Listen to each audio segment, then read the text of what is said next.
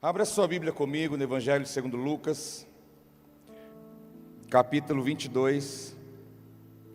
Quero compartilhar com você um texto da palavra do Senhor, já que estamos numa noite tão especial, tivemos uma manhã tão especial, e agora de novo, como é bom estar na casa do Pai, com a família, com vocês, é muito bom. Lucas, Evangelho segundo Lucas, capítulo 22.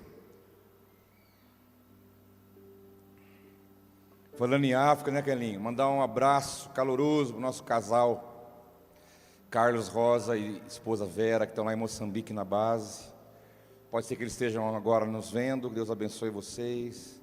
Um casal de príncipes que Deus preparou para ser um braço da igreja lá na África, estão lá permanentemente, servindo ao Senhor. Lucas 22, a partir do versículo 7,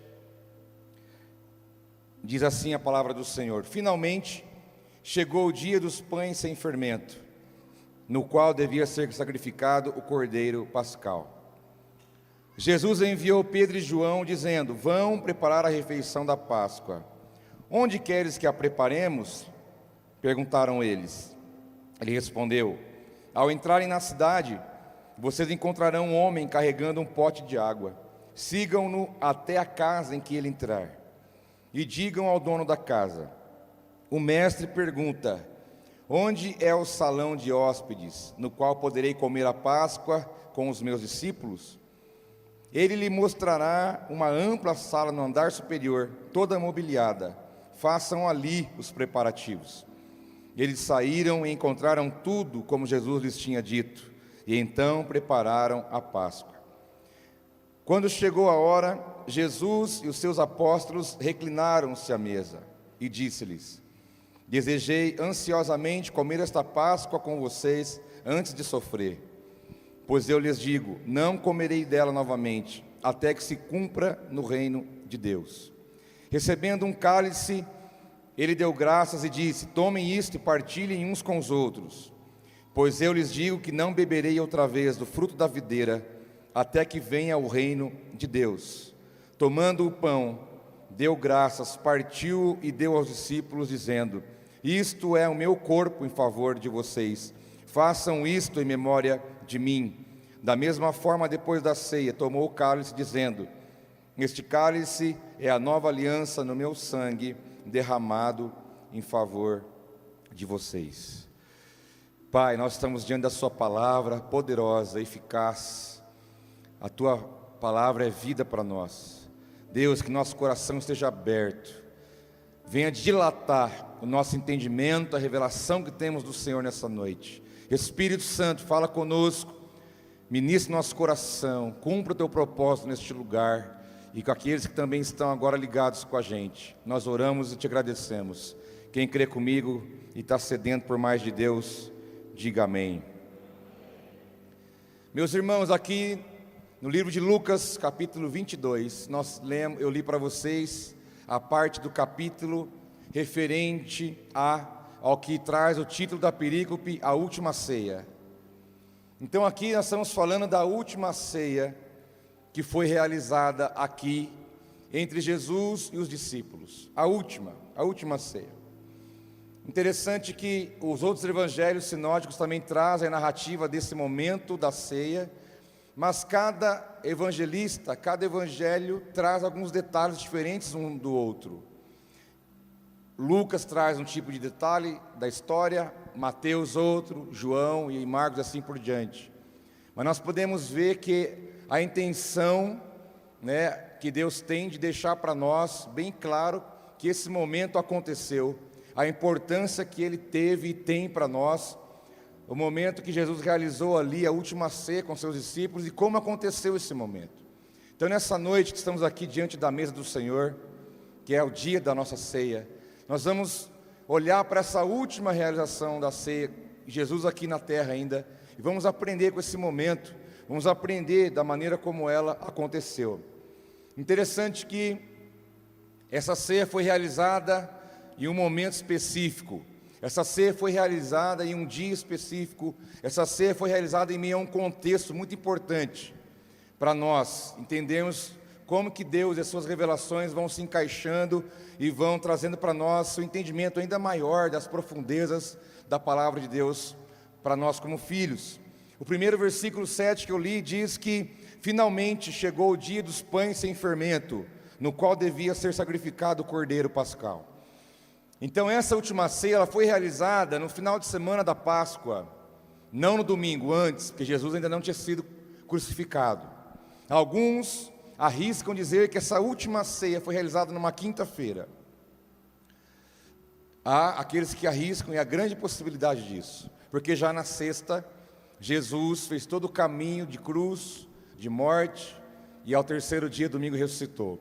Então, aqui está bem claro para nós que o texto nos localiza, o versículo nos situa, que essa última ceia foi realizada também com o sacrifício do cordeiro, fazendo referência à Páscoa. A Páscoa representa muito para o povo hebreu, judeu, como também para nós. Quando nós celebramos a Páscoa, estamos lembrando da libertação do povo do Egito, estamos lembrando daquele momento difícil que eles passavam escravos na mão de Faraó, sem poder adorar a Deus, sem poder ofertar sacrifício, sem poder criar os filhos na sua fé, com muita dificuldade, na escravidão, trabalho forçado. Ali o povo foi liberto daquela situação, o povo escolhido por Deus. Então a saída do Egito rumo a Canaã, rumo ao lugar que Deus prometeu, isso se chama Páscoa. Por isso, depois, antes da última praga, Deus falou: mata o cordeiro, passa o sangue no umbral da porta, pega esse cordeiro, coma ele em família dentro da casa, porque amanhã vai passar o anjo da morte, e quem estiver protegido não vai acontecer nada. E após isso, então o Egito saiu, o povo hebreu saiu do Egito, a mando do próprio Faraó: vai embora daqui, podem ir embora, vai adorar o seu Deus. E ali eles foram libertos. Páscoa é libertação, Páscoa é livramento, Páscoa é o cordeiro morto, Páscoa é o sangue derramado, Páscoa é o maior símbolo da libertação para nós. Mas também juntamente com a Páscoa, Israel tem a festa dos pães asmos, que é o pão sem fermento. Quando você lê lá no Antigo Testamento os pães ázimos, refere-se ao pão sem fermento. É o pão que você come aí na ceia, que você vai comer hoje. Parece uma bolacha creme cracker, que ela quebra, Esse dia uma pessoa perguntou, vi alguém comentando: mas vai dar bolachinha creme cracker na ceia? Mas não é o pão sem fermento, ele quebra. Ele é durinho, ele quebra mesmo, porque ele não tem fermento nenhum. É o pão original, é o pão da ceia original sem fermento. Porque esse dia do pão sem fermento é celebrado em Israel numa festa chamada Festa dos Pães Ázimos. Então Páscoa, pães ázimos, pão sem fermento, celebração, última ceia.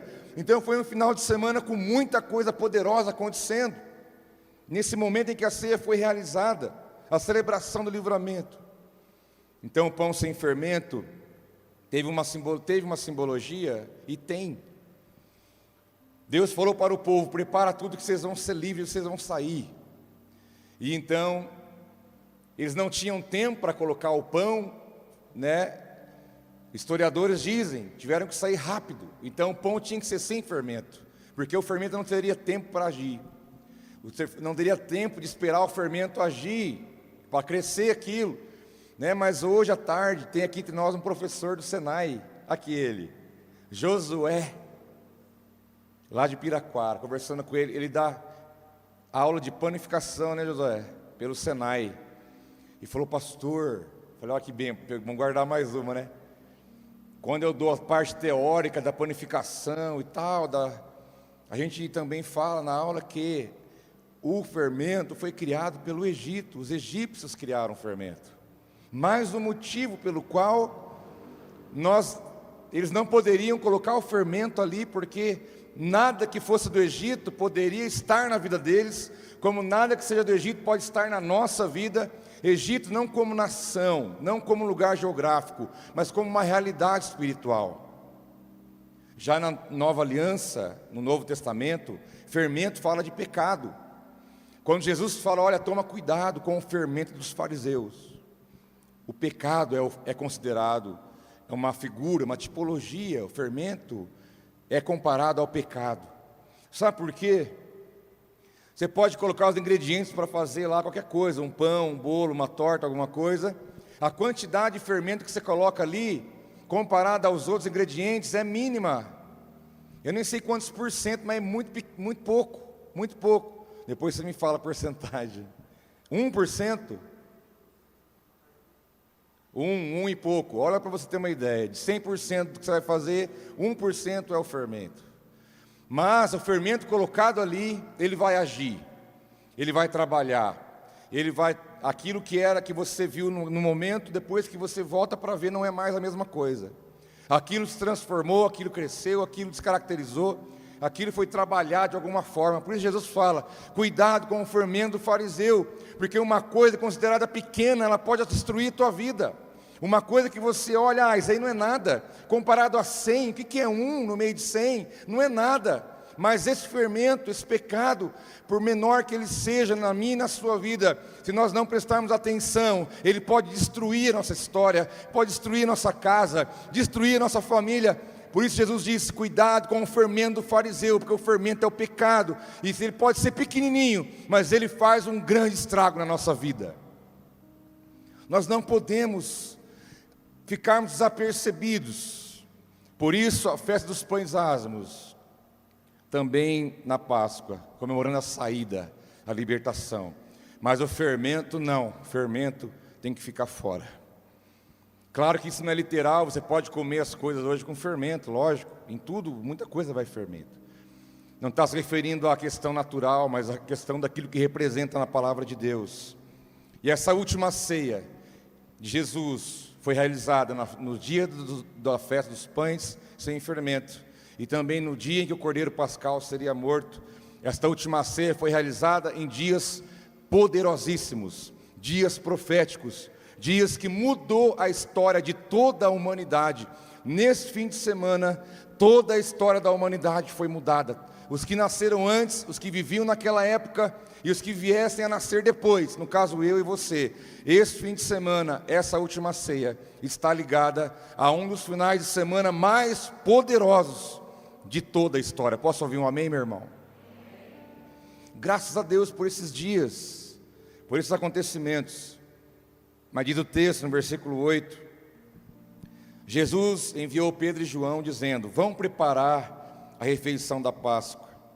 Aí eles perguntaram, aonde queres que a preparemos? Jesus disse, Pedro e João, vão, prepara esse momento para a gente, prepara esse momento. Homens que andaram com Jesus tanto tempo, viram tantas coisas, conheciam Jerusalém, a região toda, tiveram essa missão, essa incumbência de preparar a Páscoa, preparar a ceia, desculpa, as duas coisas juntas na verdade. Mas a pergunta, aonde queres que a preparemos?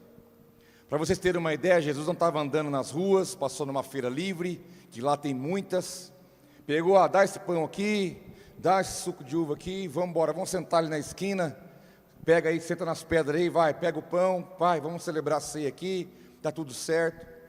Não foi assim que aconteceu. Falou, não, vamos preparar, vamos fazer a coisa bonita, vamos fazer a coisa como tem que ser. Se tratando de utensílios, de elementos, pão, vinho, suco de uva, o lugar, o ambiente, que dirá daqueles que vão sentar na mesa? Que dirá daqueles que vão estar ali presentes? Por isso que é importante um dia como hoje, meu filho, você já vir com seu coração sendo preparado, você já sendo ministrado por Deus, você vai estar diante da mesa do Senhor, você vai estar num momento importante, não é mais um culto, não é mais uma ceia, é o culto, é a ceia, é o momento. Precisamos dar o valor, a importância e entender tudo que envolve um momento como esse. Por isso a palavra do Senhor diz, guarda o teu pé quando entrares na casa do Senhor. Não é de qualquer jeito. Calma, prepare-se, se prepare para isso, entenda o que está envolvido, entenda o que está fazendo parte, a revelação que há nisso, a esfera espiritual que está envolvida numa hora como essa. Nós precisamos não só preparar antes, como é preparado aqui, dias antes, é feito preparação. Hoje, pessoas vieram muito mais antes do culto preparar tudo, preparar para você. Isso é importante, mas mais do que isso é a nossa preparação. Como nós chegamos diante de um momento como esse, tem que ser preparado. Mas tem um detalhe importante. Quando Jesus falou, vai preparar, eles podiam ter ido. Vamos obedecer o mestre, ele mandou preparar, vamos fazer. Mas antes de sair, perguntaram, como? Ou melhor, onde queres que a preparemos?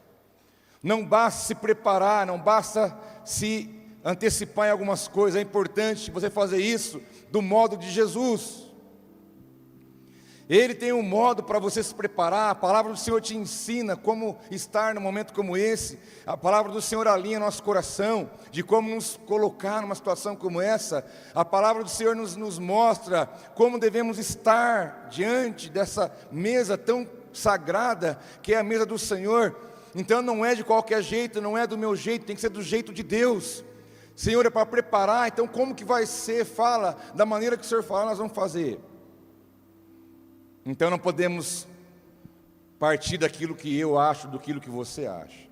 Então eu vou preparar do meu jeito. Você pode, não, eu vou preparar do meu jeito. Não, eu do meu jeito, não é do nosso jeito. É preciso orientação e base, conhecimento daquilo que a palavra do Senhor nos ensina. E todos nós então nos prepararemos de um mesmo jeito, para apresentarmos todos diante de Deus. E é do jeito dele, não é nosso. Eu sempre falo, servir a Deus é ótimo, mas temos que servir a Deus do jeito de Deus. Nós não podemos ficar negociando princípios, pegando versículo, deixando para lá, pegando o que me interessa, tira aquele que é meio assim, só o que eu quero. Não, eu preciso entender que caminhar com Jesus tem que ser do jeito dele. Eu não posso querer ajudar Deus, com isso eu vou estragar muitas coisas. Isso não é sinal de que Ele é o meu Senhor. Se alguma área eu faço o que eu quero, se alguma área eu decido só por mim, se eu faço o que eu penso e acho, então Ele não é o Senhor da minha vida. Onde queres que a preparemos? Perguntaram eles. Então Jesus respondeu, ao entrarem na cidade, vocês encontrarão um homem carregando um pote de água, sigam-no até a casa em que ele entrar. E digam ao dono da casa, o mestre pergunta, onde é o salão de hóspedes, no qual poderei comer a Páscoa com os meus discípulos? Ele lhe mostrará uma ampla sala no andar superior, toda mobiliada, façam ali os preparativos. Perguntaram, Jesus, como que vai ser? Jesus já falou, olha, vocês vão, para a cidade. Chegando na cidade, vocês vão encontrar um homem carregando um pote de água, uma talha, um vaso de cerâmica com água, alguma coisa. Quando vocês encontrarem esse homem, vocês vão atrás dele. Vocês vão atrás dele. Segue ele. Aonde ele for, vocês vão atrás. Olha, eu posso te afirmar que eu não sei qual foi a conversa dos discípulos no caminho, Mas a gente podia pensar assim, mas que estranho. Vamos para uma cidade, chega lá, vamos ver um homem, temos que achar um homem carregando água, primeiro. Aí a hora que a gente achar um homem carregando água, temos que seguir esse homem. Como é que nós vamos saber se é ele mesmo? Se tiver dois homens carregando água. Sabe o que é isso? A mente natural. Eu me colocando no lugar. A gente olha, lê o texto e fala, mas você põe no lugar para você ver. Eu com certeza ia sair dali, eu não ia falar nada para ele na hora. Jesus, você ia falar para o discípulo meu, será que vai dar certo isso, cara? Encontrar um cara carregando água, que estranho. Será que vai dar certo? Vamos aí, seja o que Deus quiser. Homens naturais que receberam o direcionamento da parte de Deus, mas foram, fizeram e chegaram nesse lugar. O homem com a água entrou, eles entraram atrás, e a coisa aconteceu. Mas eu quero falar um pouquinho sobre esse lugar que Jesus falou, que ia chegar lá, que ia perguntar para o dono do lugar da casa, viu aonde que é o salão de festa? Não, está aqui no andar superior, pode subir. Levou eles lá, está aqui, tudo mobiliado, pode preparar aí, está tudo certo, está tudo tranquilo. Esse lugar aqui se chama cenáculo. Cenáculo do templo também, como aparece. Cenáculo. Esse lugar não foi escolhido a esmo. Não foi escolhido porque não tinha outro lugar. Esse lugar foi escolhido a dedo. Esse lugar foi escolhido pelo próprio Deus para que Jesus, seu Filho, celebrasse a última ceia, porque nesse lugar muita coisa poderosa aconteceu. Eu vou te falar quais são. Nós temos que entender que esse lugar fica lá bem no centro de Jerusalém, bem pertinho do Muro da Lamentação, dá para você ir a pé. O cenáculo é aqui, o Muro da Lamentação é ali na esquina, um exemplo. E nesse lugar você chega, tem a parte de baixo e tem a parte de cima. Tudo de pedra, esculpida, a coisa mais linda do mundo. Dá para ver que é uma coisa muito antiga, mas muito bem cuidada, com muito detalhe. Um lugar muito poderoso. Esse cenáculo, primeiro é o lugar onde Jesus celebrou a última ceia.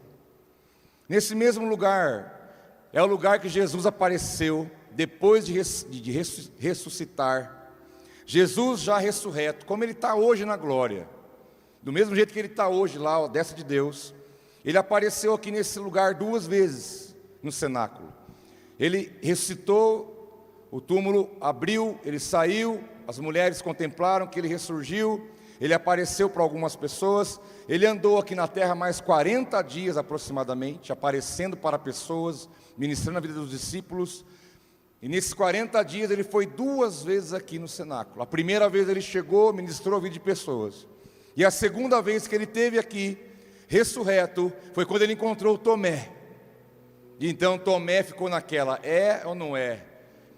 E Jesus falou, Tomé, olha aqui, ó, põe a sua mão aqui, se você não está acreditando que sou eu. Porque o nosso Cristo lá está ainda com seus furos nas mãos. A gente até fala, né, Lin, que o advogado bom é Jesus, tem a mão furada, né? Você tem um advogado bom, filho. Além dos que tem aqui na terra para te ajudar e servir, que é uma bênção. Mas o maior advogado de todos, da nossa vida, o melhor e maior de todos, tem a mão furada. E Tomé então viu a sua mão, viu também do lado aonde o soldado romano enfiou a lança e furou, e dali saiu água. E então Tomé viu, e realmente ele entendeu que ali estava Jesus, ressurreto, vivo para todos sempre.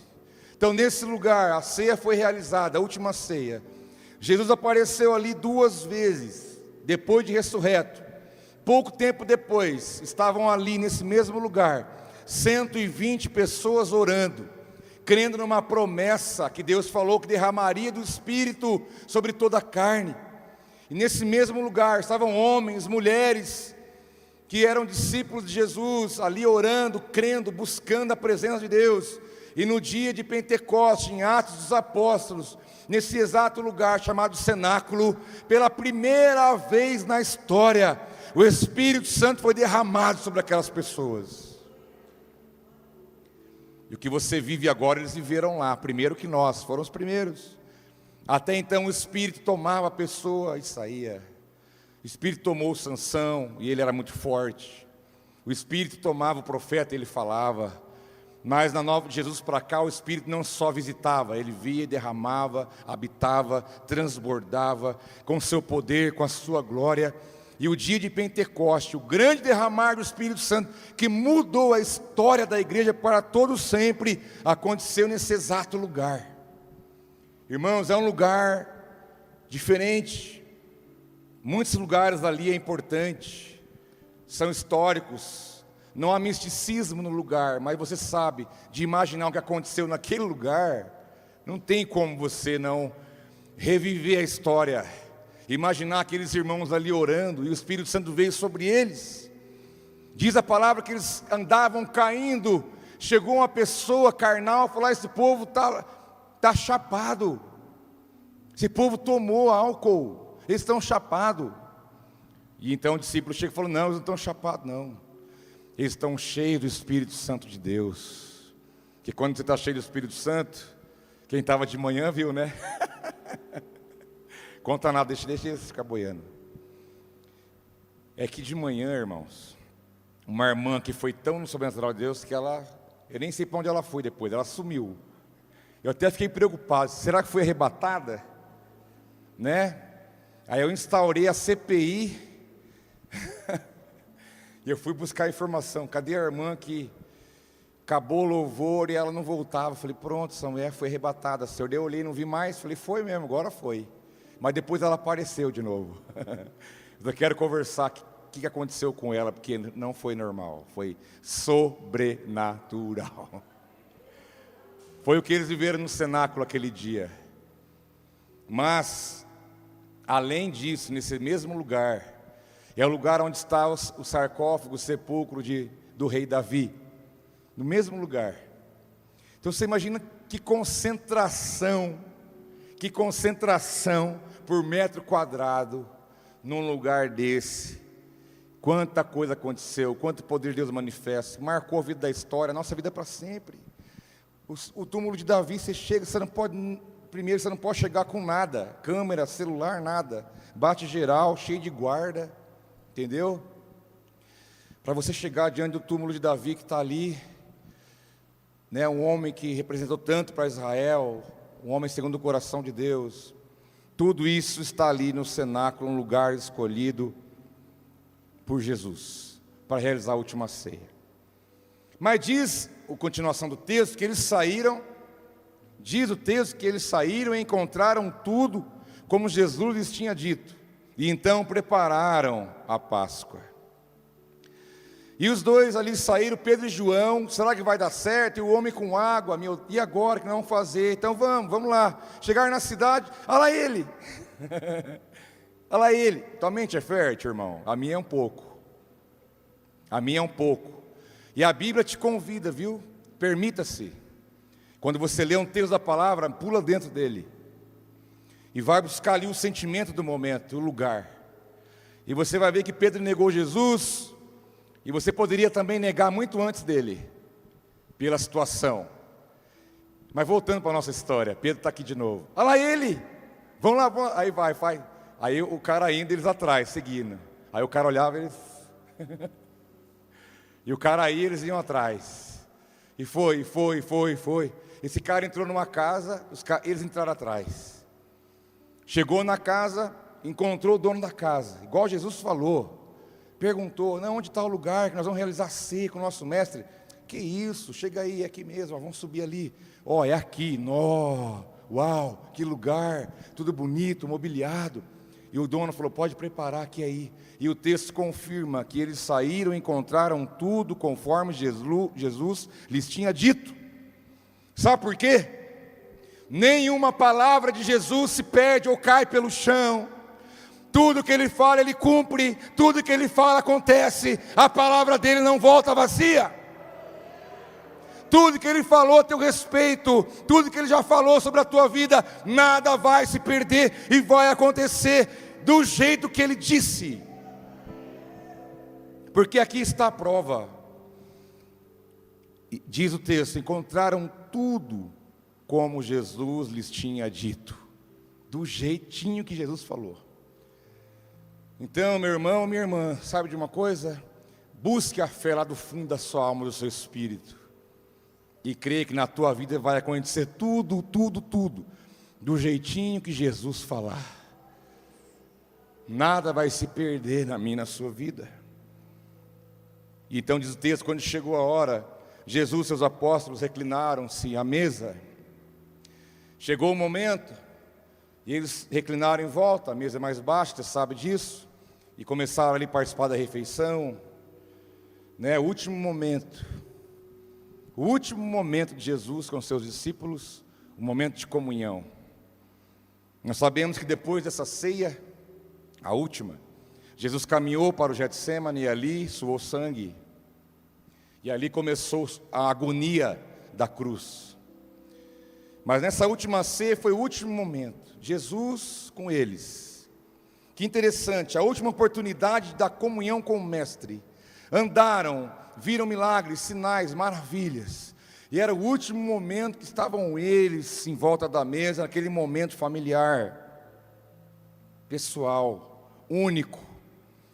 Meus irmãos, a ceia, ela acontece na cultura judaica, no contexto de refeição. Por isso que Paulo fala em Coríntios 11, olha, vocês vão lá para comer? Vocês não têm comida em casa? Paulo fala assim: coma primeiro em casa, depois você vai cear, porque a ceia não é para você encher o pandu, para você entender que ali você é ministrado por Deus. Então come primeiro, dá uma forrada em casa, depois você vai, porque era o contexto de refeição, mesa posta e tudo mais. Mas uma característica interessante da ceia, desde esse momento, é que a ceia é realizada no ambiente familiar. Então juntava-se as famílias. Lembra o texto da igreja primitiva em Atos? Comiam pão de casa em casa, as famílias reunidas, crianças, todo mundo ali, aquele contexto familiar, marido, esposa, filhos, sobrinhos, netos, avós, todo mundo reunido. Sempre foi no contexto familiar, mas nesse momento não. A última ceia foi restrita. A última ceia ninguém levou filho, ninguém levou esposa, ninguém levou parente, ninguém levou ninguém. Ninguém levou alguém da sua família. Porque Jesus é contra a família? Nunca. Foi Ele que inventou a família. A família é projeto de Deus.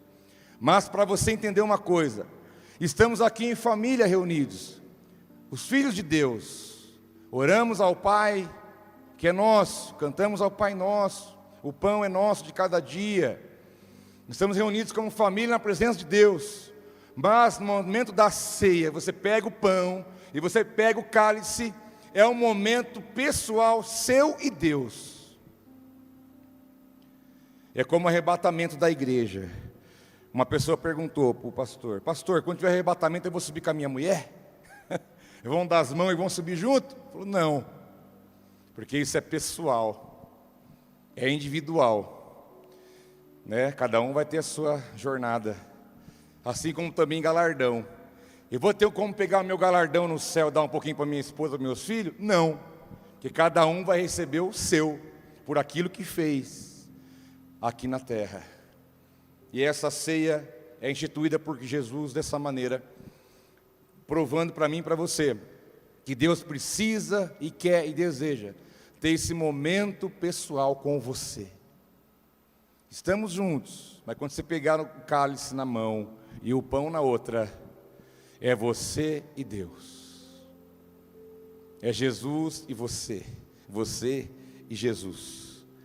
Precisamos ter esse encontro pessoal com Ele, aqui em casa, todos os dias, todos os lugares, muito mais numa hora como essa, onde todos nós estamos convidados para estarmos diante da mesa do Senhor.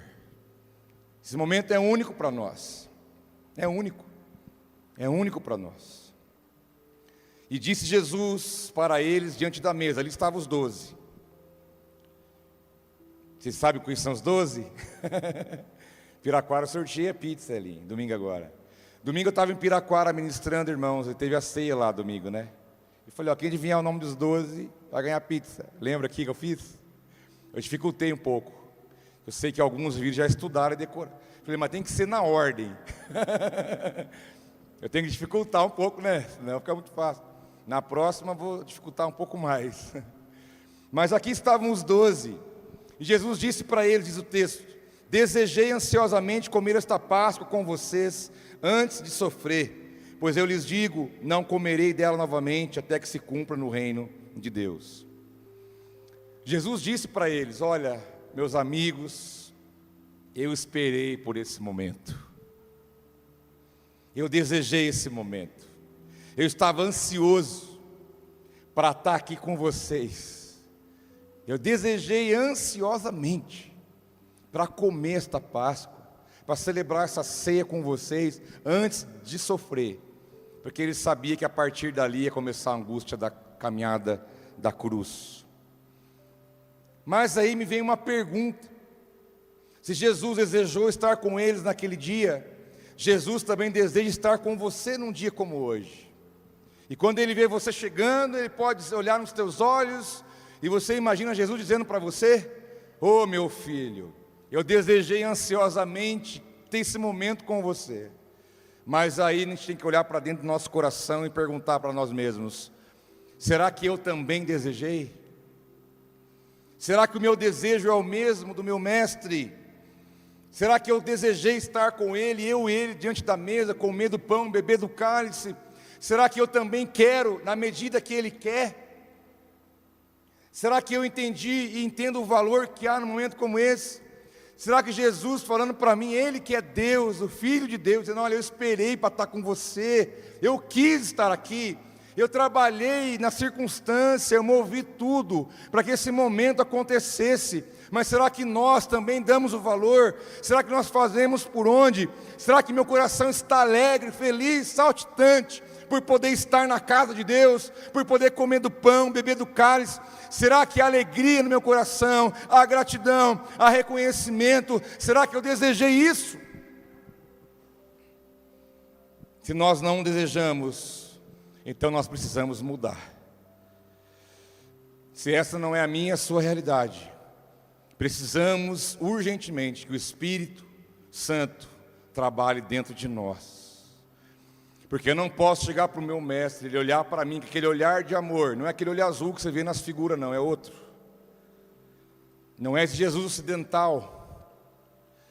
Olhar nos olhos do meu Jesus, ele falar, Cleverson, como eu desejei esse momento. E se eu não tiver igual? Eu vou mentir? E eu também, Jesus. Adianta falar para ele? Se o Salmo diz que antes de eu falar, ele já sabe o que eu vou dizer. Então é melhor eu alinhar o meu coração desde já, para que todas as vezes que eu estiver na sua presença, ele possa me ver, porque ele conhece eu e você do avesso, e ele possa ver dentro de mim, dentro de você, do nosso coração, o meu filho está feliz, a minha filha está feliz, porque eles estão na minha presença, eles estão felizes, eles desejaram estar aqui. Nós precisamos corresponder a tão grande e poderoso amor que Ele derramou sobre a nossa vida. Ele te ama tanto que Ele falou, olha, eu estou celebrando essa ceia com você aqui, mas não vai ficar só nisso. Eu vou morrer, ressuscitar, vou para o céu, vou para o reino do meu Pai. Mas saiba de uma coisa, você não vai comer deste pão de novo, até que o reino de Deus venha. Ou seja, eu vou levar vocês comigo para onde eu vou. Diz ele, na minha casa do meu pai há muitas moradas. Se não for assim, não vou-la teria dito, disse ele. Eis que vou preparar-vos lugar.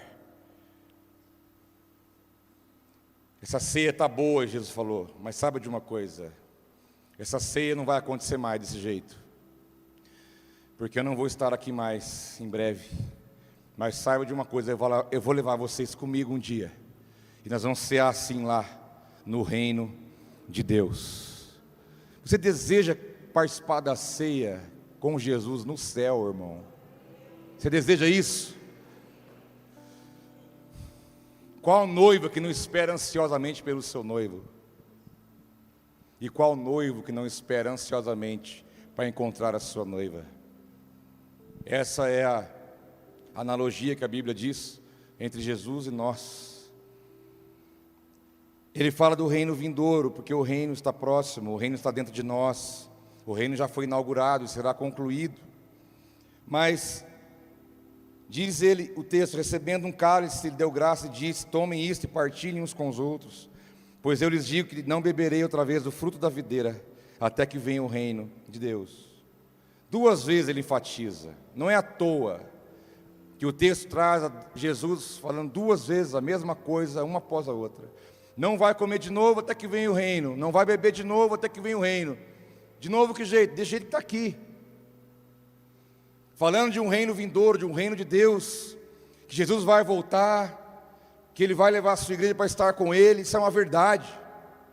Não sabemos o dia nem a hora, mas sabemos que essa é uma verdade, porque Ele disse que voltaria.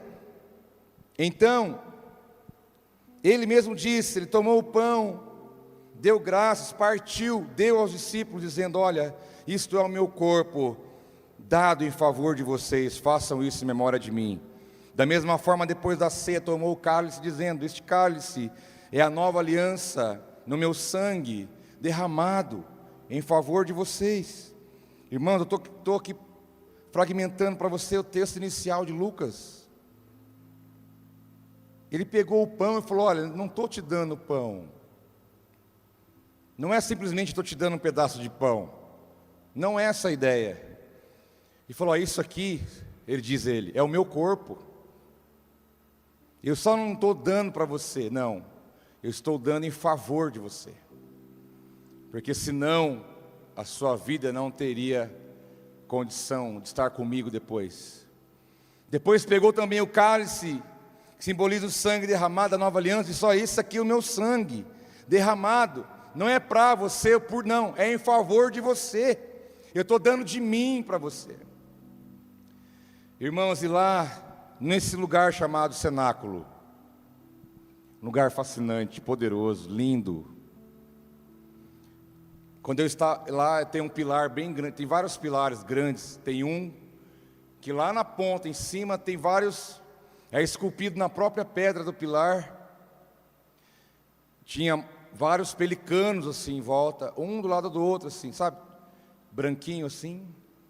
E eu falar para vocês, sou meio curioso para essas coisas, né? E eu olhei aquilo lá e passou batido, depois eu olhei de novo. Confesso que eu pensei, o que tem a ver, né? Pelicano. Muito bem esculpido na pedra, tudo em volta assim, todos eles em volta. Pelicanos. Primeiro eu achei que era um cisne, mas não era. Daí eu pensei, será que o cara errou? Né? Será que ele foi fazer e errou o desenho? Porque Espírito Santo, Pentecoste, poder, ceia, Jesus, ressurreto, é pombinha, né? É pomba, é Espírito Santo, pelicano, beleza. Dali a pouco a guia foi explicando todos os lugares ali e tal. E eu doido para tirar uma foto do túmulo de Davi. E ali explicando e tal. Daí ela falou, olha, vocês estão vendo aqueles pelicanos lá em cima? Eu falei, opa, agora chegou a minha vez. Ela falou, o que vocês acham que simboliza? E eu, né? E gente de todo lado ali, gente falando em árabe, japonês, inglês, espanhol, árabe. Gente do mundo inteiro, aqui nesse mesmo lugar, um povão. Aí ela começou, esse pelicano está aí, porque ele representa Cristo. Eu falei, meu Deus, eu nunca vi pelicano na Bíblia. Hoje eu achei, está lá em Salmo. Pelicano. Meu pai falou, tem pelicano na Bíblia. Eu falei, será? Sabia que tinha, pai? Você chutou, né? Chutou? Sabia? Aí eu fui atrás, eu achei. Falou, esse pelicano simboliza Jesus, que quando o pelicano está com seus filhotes, e ele não tem comida para dar aos filhotes, o pelicano começa a se bicar, ele fura o seu próprio peito com o bico, ele abre o peito, e de si mesmo ele tira a sua própria carne, e dá para os filhotes comerem. Ele pode morrer, mas os seus filhotes nunca vão morrer de fome, porque ele dá de si mesmo se não houver comida. Meus irmãos, nessa hora me deu até um negócio, não da simbologia, da profundidade. E diz o salmista, que assim como o pelicano é no deserto, o pelicano que, se ele não tiver comida, ele vai dar dele mesmo. Eu nunca ouvi falar isso, para te falar a verdade, nunca ouvi falar isso. Aí eu lembrei, por que esses pelicanos estão ali, naquele lugar? Porque Jesus falou, esse é o meu corpo, que eu dou em favor de vocês. Eu dou de mim. Eu não estou dando alguma coisa que alguém me deu, peguei, não, estou dando de mim. Lá na cruz, os chicotes que eu vou levar, a coroa de espinho, o sangue derramado, a humilhação, os tapas na cara, ele foi espancado, irmãos. A cara dele ficou desfigurada. Alguns acharam Mel Gibson um filme forte demais. Foi pior do que aquilo. Não quebraram nenhum de seus ossos, mas sua carne foi dilacerada. Seu rosto desfigurado, de tanto levar murro e tapa na cara. E aí depois, lá na cruz, quando ele morreu, inspirou o último suspiro e falou, está consumado, entrega a ti o meu espírito. Falou, minha carne eu estou dando por você. O cara estava ali espetando ele na costela. O cara não tinha defesa, morrendo, sem ar, não conseguia respirar. O cara furando a costela dele. Ele fala, eu estou dando de mim para você, cara. Um dia você vai saber quem eu sou. amando a todos, Maria, os discípulos, soldados romanos, todos que estavam à volta. Ele falou: tomai e comei, esse é o meu corpo que eu estou dando para vocês, para que tenham vida de verdade. Ele diz em João: quem não comer, não beber de mim, não tem parte comigo. Nós não temos vida pelo fato que respiramos somente, essa é a vida no físico. Mas sabe que Deus quer muito mais para nós, a vida no Espírito, a vida de Deus. Ali na cruz foi inaugurada a dispensação da graça, a lei foi cumprida, Jesus abraçou o mundo de tal maneira e amou o mundo de tal maneira e falou: olha, eu morri para que vocês tenham vida. E ele disse ali na ceia: tomai, coma, beba, porque é de mim, meu sangue, meu corpo. E dali ele foi para o Getsemane, o Monte das Oliveiras. E ali ele orou, agonizou, suou sangue na agonia do sofrimento. É o ápice, é o grau máximo que alguém pode sofrer, é quando sai sangue pelos poros. Isso é provado cientificamente, que acontece. E ali ele foi para o caminho de cruz, ceia, após a ceia, Páscoa, redenção. O preço estava sendo pago, irmão. Você não tinha condição de pagar, não. Você ia para o inferno direto. Você podia fazer o bem a vida inteira, podia dar cesta básica de monte, você podia ser as boas obras, você ia para o inferno do mesmo jeito. Não tem nada que eu faça que me salve. O homem não salva a si mesmo. É Jesus, é o sangue na cruz que te salva, que te leva para morar com Ele eternamente. É de graça, não é por obra para que ninguém se glorie, mas é o dom de Deus, diz a palavra do Senhor. É a salvação, é a redenção. Ele te comprou, você é dele, nós somos propriedade dele. Ele nos redimiu, nos amou incondicionalmente. Diz o texto, Mateus, que também narra a última ceia, Mateus capítulo 26, depois de celebrar a ceia, diz que eles cantaram um hino, Jesus e os discípulos, e dali ele foi para o Monte das Oliveiras, também chamado lugar do azeite. O Monte das Oliveiras, também chamado Getsemane, também chamado lugar de azeite, aonde a azeitona é prensada para sair o azeite. Foi exatamente o que aconteceu com Jesus. Cantaram um hino e foram. Também diz os estudiosos, historiadores, cantaram o Salmo 113 e 118, chamado Halel, e eles cantaram essa canção ali. Você imagina como que foi Jesus cantando com os discípulos em aramaico, um texto original do Salmo, e dali partiu para o Monte das Oliveiras. Mateus traz esse detalhe. João 13 também narra a última ceia, e ali fala sobre o lava-pés, fala sobre o traidor, que Judas, estava ali junto, participando da ceia. Jesus falou: olha, um de vocês vai me trair. Aí surgiu aquela coisa: e agora? Quem é? Falou: aquele que coloca a mão comigo no prato, esse vai me trair. E aí Judas perguntou: será que é eu, Jesus? Sou eu ou não, né? É você sim. Jesus disse: é você sim. Porque ele falou: não vai ser eu não, né? É você sim. Mas também João capítulo 13 diz que um pouco antes da festa da Páscoa, sabendo Jesus que havia chegado o tempo em que deixaria este mundo e iria para o Pai, tendo amado os seus que estavam no mundo, amou-os até o fim. Sendo servido o jantar, e o diabo já havia induzido Judas Iscariotes, filho de Simão, a trair Jesus. Judas ali na mesa, pegando o pão. Diz o texto, um dos evangelhos, que quando Judas pegou o pão, comeu, o diabo entrou nele. No exato momento, comeu o pão, o diabo entrou nele. O diabo entra em crente? Entra, dá lado para você ver. Se ele não entra em você, não acaba com a sua vida. Entrou em Judas, entrou em Pedro. É só você dar lado, brinca, deixa o fermentinho aí trabalhando para você ver. Judas comeu o pão, o diabo entrou nele, e Jesus falou no exato momento: faça o que você tem que fazer. E dali ele foi e pegou as 30 moedas de prata e entregou Jesus para os soldados. Mas diz o texto enfático: Jesus amou todos até o fim. Falou: Judas, faz o que você tem que fazer, mas eu vou te amar até o final. Não tem ninguém igual a Ele. Nós não estávamos lá, mas nós podemos, tantas maneiras, trair o nosso Mestre, com palavras, ações, atitudes, pensamentos, omissões, tantas formas. Mas saiba de uma coisa, meu irmão, essa é uma certeza: Jesus te ama e vai te amar até o fim.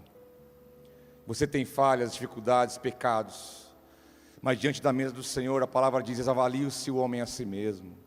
1 Coríntios 11: avalie-se o homem a si mesmo, então beba e então coma.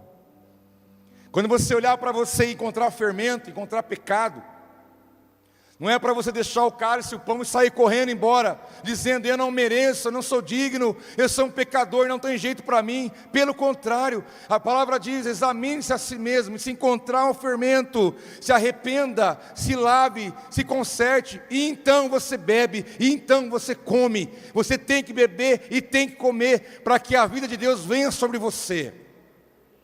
Porque se você vai embora e abandona o pão e o cálice, está dizendo que o sacrifício dele não teve valor na tua vida.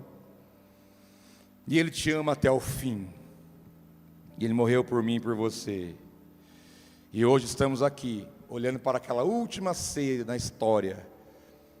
Estamos diante da mesma ceia, quando Ele diz: façam isso em memória de mim. Façam isso em memória de mim. Continue fazendo, até que eu venha. Diz o texto de Coríntios 11: pois beba e coma, até que Ele... porque vocês anunciam a morte do Senhor, diz o texto, até que Ele venha. E aqui estamos obedecendo essa palavra. Queria chamar o pessoal do louvor aqui um instante. Você permanece sentado um pouquinho. Fique sentado onde você está mesmo. Ai, meus irmãos, é um banquete de Deus para nós. É um banquete de amor e graça e misericórdia que Deus preparou para nós. Tudo foi preparado, e nós também precisamos nos preparar nesse momento. Olhar para a última ceia do nosso Mestre e viver essa realidade, comer dele, beber dele, para que tenhamos vida no Senhor. Para que tenhamos vida no Senhor. Isso é tremendo. Feche teus olhos um instante, por favor.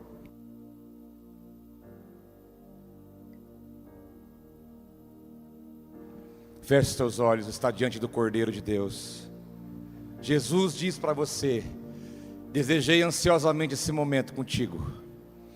Toda vez que você come do pão e bebe do cálice, está anunciando que Jesus morreu, mas que também ressuscitou, e está vivo à destra de Deus.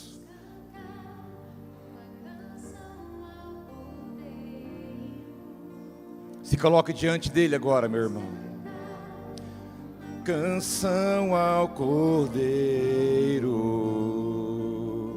vamos cantar uma canção ao Cordeiro. Vamos cantar uma canção ao Cordeiro.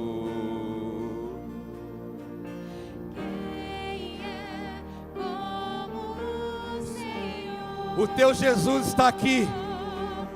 Quem é como o Senhor? Santo, és incomparável, não como tu, reina sobre a terra e céu, para sempre. Santo, és incomparável.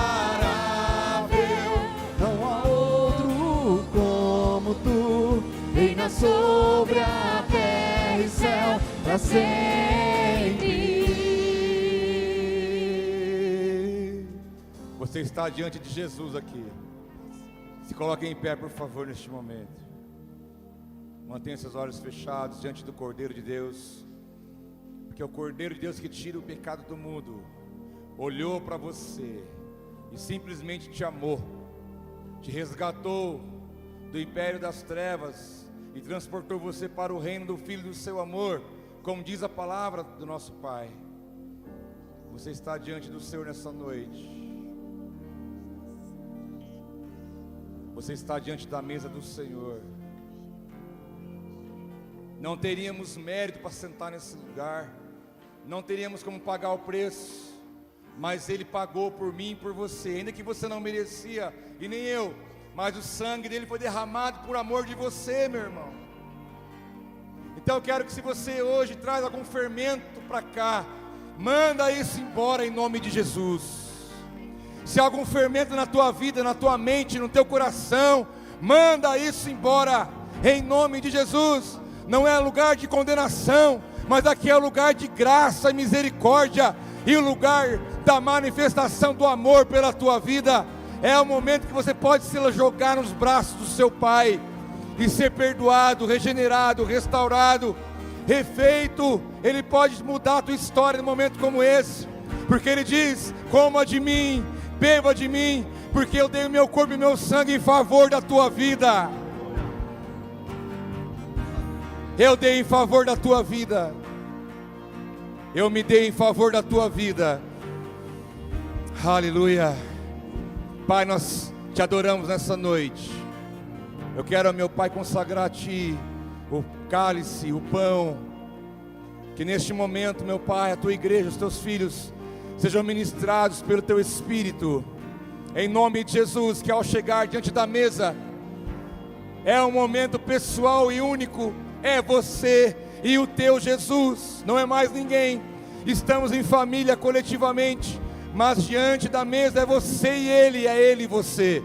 É um momento particular, onde o Espírito Santo vai ministrar a tua vida.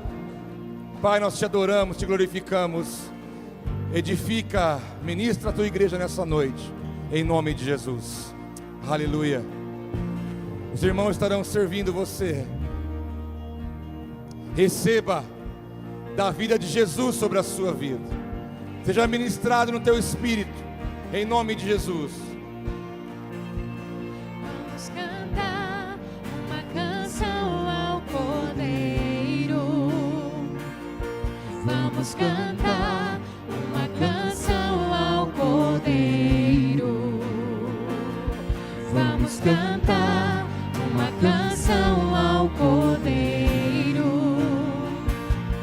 Vamos cantar uma canção ao Cordeiro.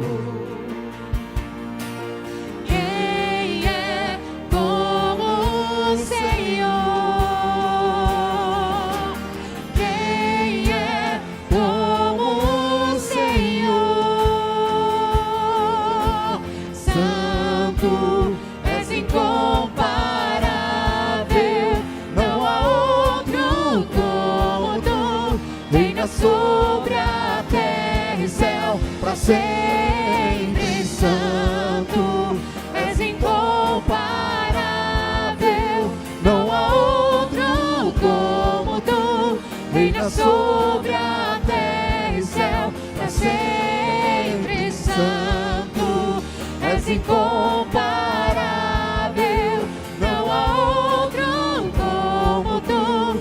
Reina sobre a terra e céu para sempre. Santo, és incomparável, não há outro como tu.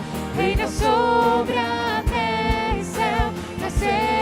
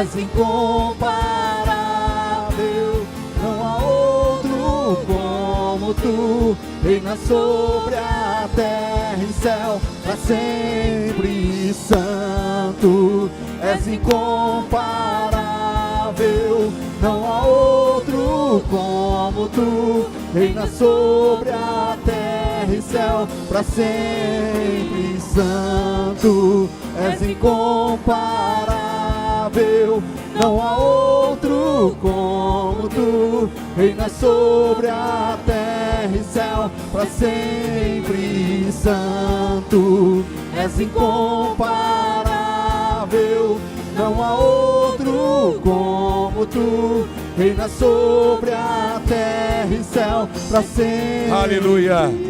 Hey. Aleluia. Aleluia. Aleluia. Precisamos, como a noiva apaixonada, adorar o Cordeiro Santo que tira o pecado do mundo. Você pode contemplá-lo com os teus olhos espirituais. Você pode vê-lo de fato como ele é, porque ele está à destra de Deus, cheio de glória, de pé, para receber a adoração da sua igreja.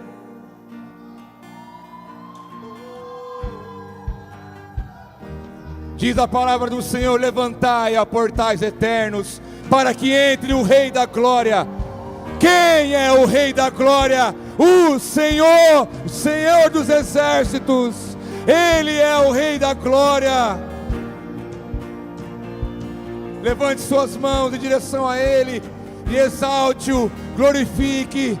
Ele é o Rei da Glória. Ele é o Cordeiro de Deus que tira o pecado do mundo. É Ele que morreu por mim e por você. É Ele que governará sobre as nações. Oh! Oh! Cheia arabassuri andere barabacharamanai. Hey! Oh! Whoa!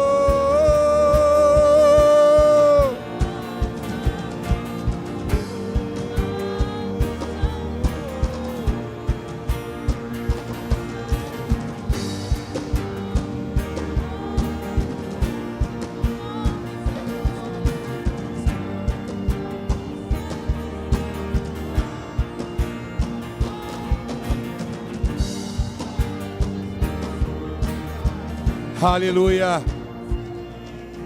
Santo, és incomparável, não há outro como tu, reina sobre a terra e céu, para sempre. Santo, és incomparável, não há outro como tu, reina sobre a Santo, Santo, Santo, Santo, Santo é.